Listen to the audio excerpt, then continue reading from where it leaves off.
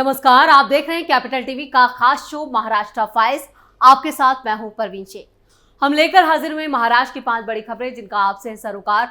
आपको बताएंगे क्यों चुनाव आयोग ने कांग्रेस को हड़काया, शिंदे का उद्धव पर बड़ा वार, फडणवीस ने शरद पवार की बोलती बंद, क्यों एनसीपी नेता पर भड़के लोग और पीएम मोदी पर ये क्या बोल गए शरद पवार। इसके अलावा जानेंगे कौन किसे दे रहा है चुनौती और कौन किसकी बढ़ा रहा है टेंशन। साथ ही आपको इन सभी खबरों से कराएंगे रूबरू। लेकिन तमाम बड़ी खबरों में आगे बढ़ने से पहले एक नजर डालते हैं महाराष्ट्र की टॉप हेडलाइंस पर। शरद पवार गुट के नेता की पत्नी ऋता हवाड का विवादित बयान, ओसामा को बताया मजबूर आतंकवादी। निष्पक्ष चुनावों के लिए महाराष्ट्र की डीजीपी रश्मि शुक्ला को हटाया जाए, कांग्रेस ने चुनाव आयोग से की मांग। चुनाव आयोग ने कांग्रेस को जमकर सुनाया। सीएम एकनाथ शिंदे ने उद्धव ठाकरे पर साधा निशाना, बोले कुर्सी की लालच में बाला साहेब के विचार को त्यागा, जिसके लिए भुगतना पड़ा अंजाम। शरद पवार पर फडणवीस का तीखा वार, बोले जिसने जिंदगी भर दूसरों की पार्टी तोड़ी वो किस मुंह से बीजेपी पर लगाता है एनसीपी तोड़ने का आरोप। शरद पवार ने बीजेपी पर फिर साधा निशाना, बोले वन नेशन वन इलेक्शन को मंजूरी दी, लेकिन महाराष्ट्र हरियाणा चुनाव साथ नहीं कराए। खबरों में सबसे पहले बात करते हैं एनसीपी नेता के विवादित बयान के। शरद पवार की पार्टी एनसीपी के नेता जितेंद्र आव्हाड की पत्नी ऋता आव्हाड के बयान से सियासी घमासान मचा है। एक सार्वजनिक कार्यक्रम में ऋता ने ओसामा बिन लादेन और पूर्व राष्ट्रपति डॉक्टर एपीजे अब्दुल कलाम की तुलना करते हुए एक विवादास्पद बयान दिया है। उन्होंने कहा, जैसे डॉक्टर एपीजे अब्दुल कलाम राष्ट्रपति बने, उसी तरह ओसामा बिन लादेन एक आतंकवादी बने। लेकिन ओसामा क्यों आतंकवादी बना, ये समाज ने उन्हें ऐसा बनने के लिए मजबूर किया। इसके साथ ही उन्होंने बच्चों से ये भी अपील की कि वो ओसामा बिन लादेन की जीवनी पढ़ें और समझें कि वो आतंकवाद की राह पर कैसे आए। इस बयान ने राजनीतिक गलियारों में हलचल तेज कर दी है। बीजेपी ने ऋता आव्हाड के बयान पर कड़ी आपत्ति जताई है। बीजेपी के राष्ट्रीय प्रवक्ता शहजाद पूनावाला ने इस बयान को आतंकवाद का महिमा मंडन बताया और इसे इंडी गठबंधन के चरित्र से जोड़ा।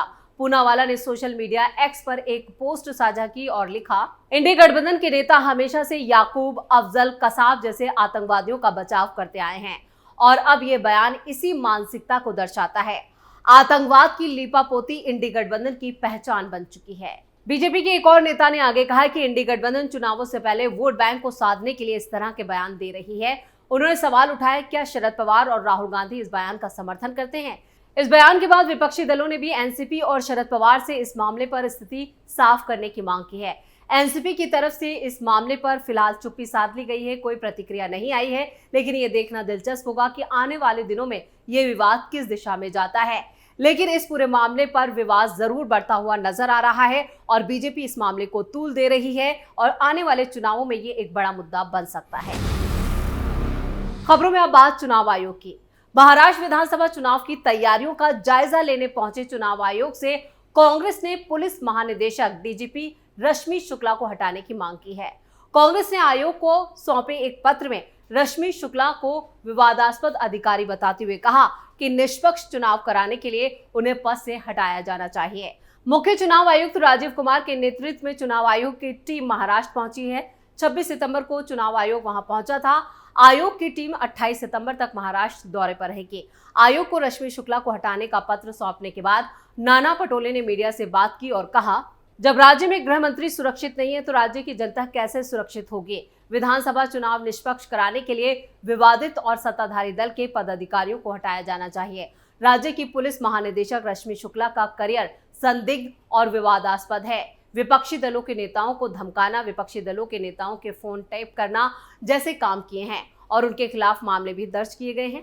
कांग्रेस पार्टी ने चुनाव आयोग से पारदर्शी और निष्पक्ष तरीके से चुनाव कराने के लिए रश्मि शुक्ला सहित विवादास्पद और मददगार अधिकारियों को हटाने की मांग की है। नाना पटोले ने आगे कहा कि महाराष्ट्र दौरे पर आए देश के मुख्य चुनाव आयुक्त से कांग्रेस पार्टी के प्रतिनिधिमंडल ने मुलाकात की थी और नाना पटोले ने तिलक भवन में ही मीडिया से बात करते हुए कहा कि भले ही रश्मि शुक्ला की सेवा समाप्त हो गई है, लेकिन बीजेपी गठबंधन सरकार ने उनका कार्यकाल 2 साल के लिए बढ़ा दिया, जिससे साफ है कि डीजीपी बीजेपी के लिए काम करती है। वहीं चुनाव आयोग ने कांग्रेस के इस खत पर फिलहाल कोई प्रतिक्रिया नहीं दी है, जिससे साफ है कि चुनाव आयोग को कांग्रेस के इस दावे में कोई दम नजर नहीं आ रहा है। देखना होगा कि चुनाव आयोग आगे क्या एक्शन लेता है।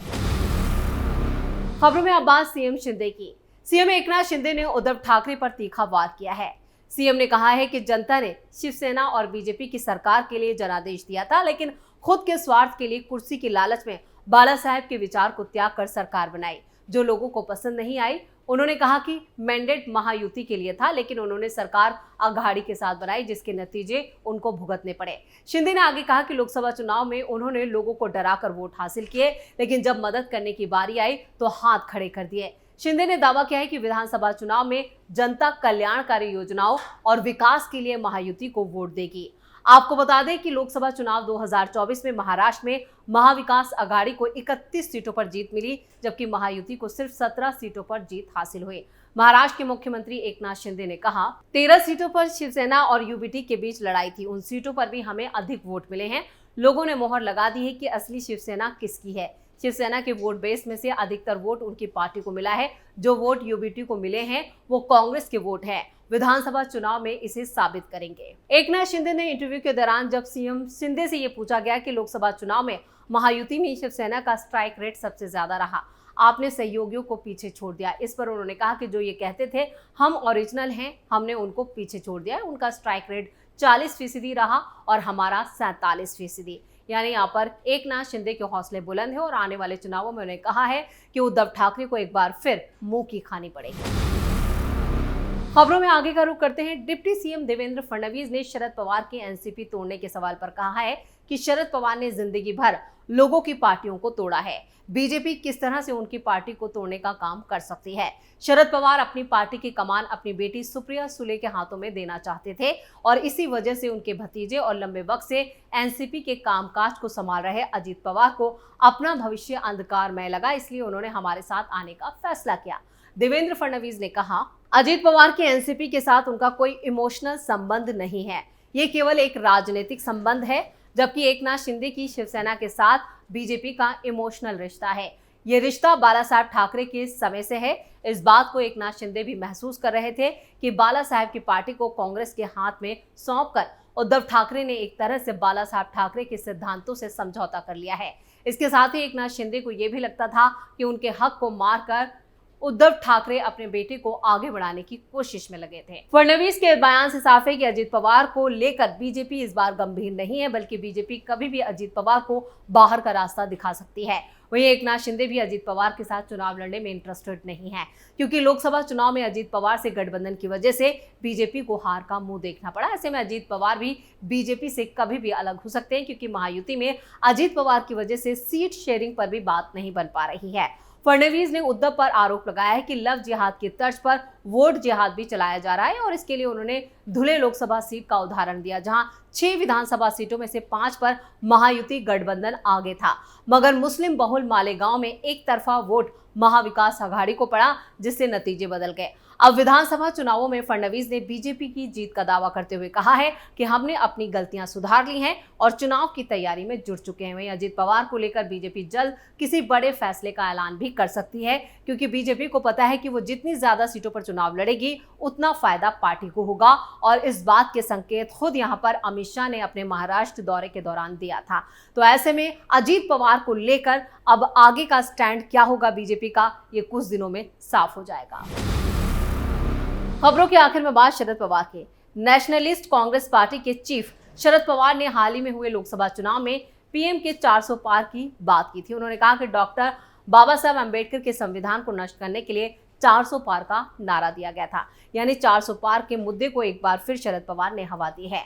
उन्होंने पुणे में चुनावी सभा के दौरान कहा कि हमें डर था कि कहीं बीजेपी 400 सीटें अगर मिल जाती हैं तो वो संविधान बदल देंगे, इसलिए हम कांग्रेस के साथ आए। राहुल गांधी, मल्लिकार्जुन खड़गे, मुलायम सिंह यादव की पार्टी के लोगों को शामिल करके इंडी गठबंधन बनाया गया और बीजेपी को 400 सीटों के करीब पहुंचने से रोक दिया गया। इसके अलावा शरद पवार ने वन नेशन वन इलेक्शन को लेकर कहा है कि केंद्र से प्रस्ताव की मंजूरी मिली, इसके बावजूद जम्मू कश्मीर और हरियाणा के चुनाव, साथ में महाराष्ट्र के चुनाव नहीं कराए गए। ये अलग अलग फैसले क्यों ले रहे हैं? ये लोग जनता को गुमराह करने की कोशिश करें। यानी एक बार फिर शरद पवार ने पीएम मोदी और बीजेपी पर निशाना साधा। वन नेशन वन इलेक्शन को लेकर भी यहाँ पर पीएम मोदी को घेरने की कोशिश की।